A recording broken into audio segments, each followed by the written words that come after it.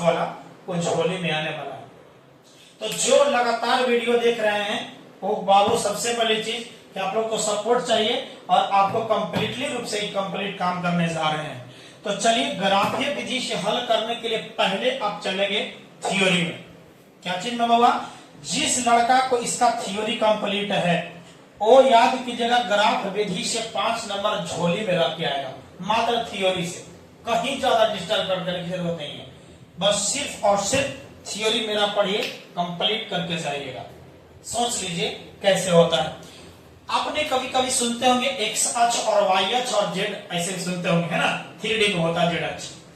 लेकिन एक्स अक्ष और वाई अक्ष की बात करते हैं, समझिएगा जब हम बात करेंगे, बताइए सुतल रहे, सुतल को एक्स अक्ष, खड़ा को वाई अक्ष, सुतल है तो एक्स अक्ष, खड़ा है तो वाई अक्ष, याद करिए। मतलब है क्षैतिज तल को एक्स अक्ष कहते हैं। ध्यान दीजिए, बहुत मजा आने वाला है, सुन लीजिए, बहुत मजा आने वाला है। याद कीजिएगा एक्स अक्ष किसको कहते हैं, यहां से समझिए, यही तो इंपॉर्टेंट पार्ट चलने जा रहा है। क्षैतिज तल यानी याद कीजिएगा क्षैतिज, क्षैतिज तल को बताइए क्या कहते हैं, एक्स अक्ष। क्षैतिज के मतलब होता है धरती के साथ लगा हुआ, धरती पर जो है, धरती के साथ जो है सुतल टाइप का होगा, धरती के जैसा होगा, उसको क्षैतिज तल कहेंगे। और धरती पर यदि खड़ा फील होगा, समझना कि वह ऊर्ध्वाधर तल है। और याद कीजिएगा एक्स अक्ष किसको कहेंगे, क्षैतिज तल को एक्स अक्ष कहा जाता है। जबकि वाई अक्ष की बात करिएगा तो आप बताइए, समझ में आ गया होगा, ऊर्ध्वाधर तल। कौन सा, ऊर्ध्वाधर तल को बताइए कौन सा अक्ष कहेंगे, मतलब खाड़ा। अब ठेठ भाषा में जब जाइए तो सुतल है तो एक्स अक्ष, खड़ा है तो वाई अक्ष, सुतल है तो एक्स अक्ष, खड़ा है तो वाई अक्ष। क्लियर है कि नहीं है। अब सोचिए, जब इसी को जब आइएगा, एक्स अक्ष को ही हम लोग भुज के नाम से जानते हैं, इसी का नाम कुछ कहते हैं बाबा, भुज कहते हैं। और वाई को अक्ष को हम लोग क्या कहते हैं, कोटि के नाम से जानते हैं। क्लियर है, दूसरा नाम है। यानी आप आइएगा एक्स एक्सिस और वाई एक्सिस, एक्स अक्ष को हम लोग जो है भुज कहेंगे अवशिषा, और यहाँ आपको जो वाई अक्ष को ऑर्डर के नाम से जानते हैं, कोटि भी करते हैं। क्लियर है। अब सोचिएगा यहां से सब क्लियर हो गया, एक्स अक्ष और वाई अक्ष क्लियर है ना। अब सुतल और खड़ा को पार किया जाए। अब सोचिएगा ये जो कंडीशन है, ये बताइए कौन अक्ष है, वाई अक्ष हो गया। तो वाई अक्ष और ये बताइए कौन अक्ष है बाबा, सुतल का। सुतल है तो एक्स अक्ष, इसको एक्स, एक्स डैश, ऊपर वाई और वाई डैश। अब सोचिए सुतल है तो एक्स अक्ष, खड़ा है तो वाई अक्ष, एक्स अक्ष वाई अक्ष, सुतल एक्स अक्ष, खड़ा वाई अक्ष, सुतल एक्स अक्ष, खड़ा वाई अक्ष। क्लियर है। ये बहुत थ्योरी इंपॉर्टेंट चल रहा है, सोच लीजिएगा। यहीं से बात करेंगे, एक्स अक्ष और वाई अक्ष से जो तल बना है ना, देख रहे हो ना, एक्स अक्ष, एक्स अक्ष और वाई अक्ष से जो सब तल बना है, इस तल का नाम है इस तल का नाम है कार्तीय तल। समझ लेना बाबा, इस नाम का नाम क्या है, कार्तीय तल के नाम से जानते हैं। बहुत इंपॉर्टेंट, कार्टेशियन प्लेन के नाम से जानते हैं। एक्स अक्ष और वाई अक्ष से बने तल को कौन तल कहते हैं, याद करो, क्या सा, यानी कार्तीय तल कहा जाता है। कोई क्लियर है, दिक्कत है कि नहीं है। जब दिक्कत नहीं है तो आइएगा मेन पॉइंट पर। एक्स अक्ष और वाई अक्ष से बने तल को बोलिए कार्तीय तल। कार्तीय तल को याद कीजिएगा 4 भागों में बांटा गया है। कितने भागों में होगा, 4 भागों में बांटा गया है। इन्हीं में से प्रत्येक जो भाग होगा ना, प्रत्येक भाग को याद कीजिएगा, प्रत्येक भाग को पाद के नाम से जानते हैं। पाद या इसी का नाम है चतुर्थांश, इसी का नाम क्या कहते हैं। और सोचिए पूरा टोटल की बात करेगा तब समझेगा यह कार्तीय तल है। कार्तीय तल को कितने भागों में बांटा गया, 4 भाग। और 4 भाग में से हम कोई एगो लेंगे, कोई एगो लीजिए, तो उसी का नाम पाद या क्या नाम है, चतुर्थांश कहते हैं। क्लियर हुआ, इतना बढ़िया एकदम क्लियरली रूप से क्लियर होने जा रहा है। हम बता रहे हैं कि झोली में लेके आओगे 5 नंबर, तो बोलिएगा। यानी एक्स अक्ष, एक बार और रिवाइज, सुतल है क्षैतिज तल को एक्स अक्ष, ऊर्ध्वाधर तल को वाई अक्ष। एक्स अक्ष और वाई अक्ष से बने तल को बोलिए कौन सा तल, कार्तीय तल कहा जाता है। कार्तीय तल को कितने भागों में बांटा गया? 4 भाग में बांटा गया। 4 भागों में बांटा गया है, जिसमें से प्रत्येक, कोई एगो लीजिए, प्रत्येक भाग को क्या कहेंगे? पाद या चतुर्थांश अर्थात क्वाड्रेंट के नाम से जानते हैं। अब सोचिएगा कि अब इसको प्रथम पाद किसको कहेंगे, द्वितीय पाद किसको कहेंगे? डरिए नहीं, निशानी दिया गया है। अब सोचिएगा, ये आपको है प्लस, एकदम ठेठ भाषा में पहले याद करिएगा। दाया साइड में बोलो क्या है? प्लस। खैया है, खैया, खैया हाथ का तो दाया हाथ, खैया हाथ जो खाते हैं ओकरा से खैया हाथ, तो खैया हाथ प्लस बाया हाथ, सोच लिया, बाया हाथ माइनस, एक सच पर दर्शाए, ऐसे करो। जब इस तरह से किए हो तो बोलो दाया हाथ प्लस, बाया हाथ माइनस, माथा पकड़ो प्लस, पैर पकड़ो माइनस। क्लियर? देखो ना सब इसी पर है। दाया हाथ प्लस, बाया हाथ माइनस, माथा प्लस, पैर माइनस। क्लियर है? तो चलिए आइएगा, एक और मतलब है कि इधर की ओर प्लस होगा, इधर की ओर माइनस होगा, ऊपर प्लस नीचे माइनस। क्लियर है ना जी? अब सोचिए एक और बात आइएगा, ये कहता है कि एक्स अक्ष और वाई अक्ष के कटान बिंदु, एक्स अक्ष है तथा वाई अक्ष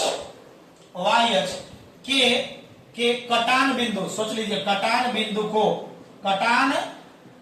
को याद लीजिए, मूल बिंदु कहते हैं जी।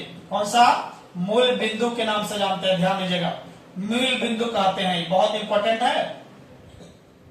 ठीक है, तो बताइएगा मूल बिंदु किसको कहेंगे? तो इस पॉइंट को बताइए, क्या कहेंगे? मूल बिंदु। कौन सा होगा? मूल बिंदु। इसको हो गया एक्स अक्ष। क्लियर है? और ऊपर वाला को वाई अक्ष। क्लियर है ना? वाई अक्ष, इसी का नाम है कोटि है, और इसी का नाम बोलिए कोची है, अक्ष है, सॉरी भुज। क्लियर है ना? अब सोचिए, यहां से तो आपका मूल बिंदु हुआ।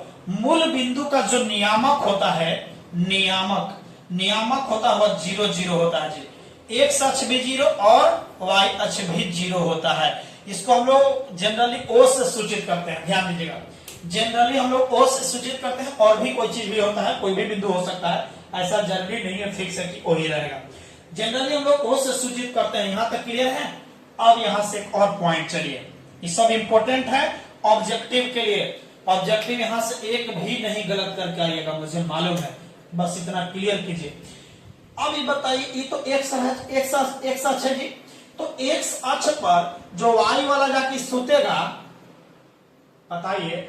अब हम मान लेते हैं कि वाई का मान 0 हो जाए, मतलब कि 0 होने के मतलब आपने क्या समझे कि जो ये वाला, ध्यान दीजिएगा, ये पहले वाला एक्स बाद में वाई, माइंड में सेट करने लगेगा, पहले एक्स बाद में वाई, पहले एक्स बाद में वाई। जैसे आपको 3 और 4 लिखल है, तो पहले वाला एक्स होगा, बाद में कौन होगा? वाई, क्योंकि पहले भुज को लिखते हैं, बाद में कोटि को लिखते हैं। चलिए, अब यहां से जब चलते हैं तब हमने बोल रहे थे, मान लेते कि y का मान 0 कर ले, y का मान 0 हो जाए तो y का मान लाइन में खत्म हो जाएगा, तब बचेगा कौन जी? x है। मतलब है कि x अक्ष पर, किस अक्ष पर? x अक्ष पर y का मान कुछ हो जाता है, 0 हो जाता है। सब इंपॉर्टेंट है। x अक्ष पर y का मान, बोलिए y का मान कितना? 0 होता है। एकदम इंपॉर्टेंट है सब ऑब्जेक्टिव। सोच लीजिए ऑब्जेक्टिव कहां से बनने जा रहा है। ठीक है, एक्स अक्ष पर तो y का मान 0 अपने सोचे थे, मान लेते हैं कि हमने x का मान 0 कर लेते, समेट के एजा कर लेंगे, तो y बचेगा कि नहीं बचेगा? एक मतलब है कि y वाला अक्ष पर जाएगा तो x का मान क्या होगा? 0 हो जाएगा। कोई दिक्कत नहीं होगा। यानी इसका मतलब है कि y अक्ष पर x का मान, किसका मान? x का मान, बोलिए क्या होता है? 0 होता है। बोलिए कोई दिक्कत है क्या?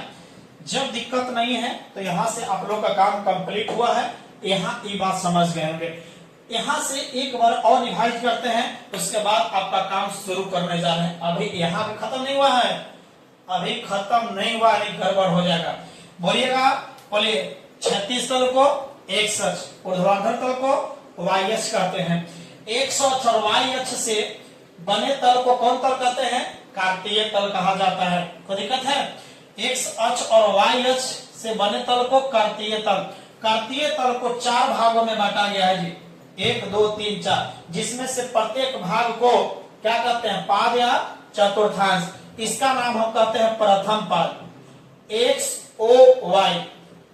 ओ वाई को प्रथम पाद के नाम से जानते हैं। पाद को हम लोग क्या कहते हैं, चतुर्थांश, क्योंकि 4 भाग का एक अंश है। एक्स डैश पहले एक्स वाला लिखते हैं, उसके बाद वाई वाला। एक्स डैश ओ वाई को बताइएगा कौन सा, द्वितीय पाद, द्वितीय पाद के नाम से जानते हैं। एक्स डैश ओ और वाई डैश को बोलिए कौन सा, तृतीय पाद कहते हैं जी, या पाद को चतुर्थांश भी कहते हैं। एक्स ओ वाई डैश, क्योंकि पहले एक्स वाला माइंड सेट कर लो, एक्स ओ वाई डैश को हम लोग क्या कहते हैं, इसको चतुर्थ पाद कहते हैं। कौन सा होगा, चतुर्थ पाद के नाम से जानते हैं। यहां तक समझ में आ गया, कोई दिक्कत नहीं। बोलिए एक्स अक्ष पर वाई का मान 0, वाई अक्ष पर एक्स का मान 0, कोई दिक्कत नहीं है। चलिए अब ये तो क्लियर हो गया। मूल बिंदु का नियामक बोलिए 0 0। अब सोचो बउआ, इधर तो एक्स वाला, इधर तो प्लस वाला, ऊपर प्लस है, इधर माइनस, इधर माइनस। अब जो प्रथम पाद है, प्रथम पाद में बताइए नियामक पूछेगा। जब नियामक पूछेगा ना, नियामक के मतलब होता है पहले एक्स बाद में वाई, नियामक का रूल है, ठीक है, कोऑर्डिनेट का। तो ये नियामक का रूल है, नियामक पूछेगा प्रथम पाद का, तो पहले एक्स तरफ, पहले एक्स, रटो नहीं, रटते हैं यही तो दिक्कत होगा। तो पहले एक्स वाला, तो एक्स ही प्लस वाला, ये वाला उधर पर एक ना कहा है, ये वाला और यहां से मिला के, तो पहले एक्स वाला भी प्लस और बाद वाई वाला भी प्लस, यानी प्रथम पाद में प्लस प्लस नियामक होती है, याद करिए। इसमें आइए तो अब आइएगा, तो अब आइएगा एक्स डैश ओ वाई को, इसी को तो कहते हैं, तो पहले एक्स वाला लिखते हैं, तो एक्स वाला इधर माइनस और ऊपर में प्लस हो गया, यानी दूसरे पाद में बताइए नियामक होता है माइनस प्लस। क्लियर है। तीसरे पाद में अब समझ में आ गया होगा, एक्स डैश ओ और वाई डैश है, तो पहले एक्स वाला माइनस, उसके बाद में इधर आएगा माइनस, यानी माइनस माइनस माइनस माइनस हो गया ना। चौथे नंबर में बोलिए तो अपने मन से, डरना नहीं है। अब देखिएगा एक्स ओ वाई डैश, पहले एक्स वाला, तो इधर प्लस ना, तब प्लस, यानी पहले हो गया प्लस, आओ बताइएगा नीचे हो गया, ये वाला ना है, ये प्लस हो गया और नीचे है तो माइनस, यानी चौथे पद में माइनस और क्या होता है, प्लस होते हैं। तो बताइए ये ग्राफीय विधि का मेन बेसिक पार्ट था। क्या इसमें आपको ऑब्जेक्टिव छोड़ सकते हैं, तो आप समझिए कि बहुत बुरा हाल है आपका। लेकिन बुरा हाल होने से डरिए नहीं, उसका याद कीजिए, समाधान करने के लिए पिंटू सर आपके साथ है।